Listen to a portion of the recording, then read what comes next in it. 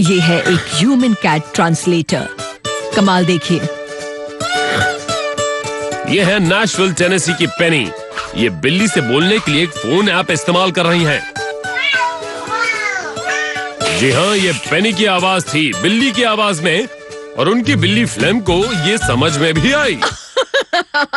या शायद नहीं भी।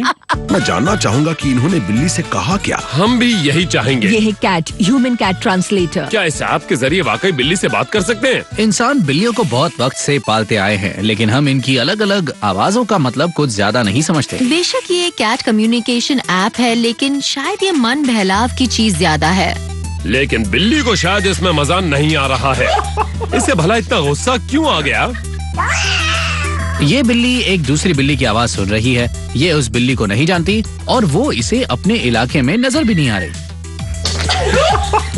फ्लेम बेचारी पेनी पर झपट्टा मारती है। उसकी इस हरकत को कहा जाता है रीडायरेक्टेड अग्रेशन। बिल्लियों में ये बात आम होती है। फ्लेम को खतरा महसूस हो रहा है। उसे लगता है कि उसे जवाब देना चाहिए और उसके सबसे नजदीक है पेनी।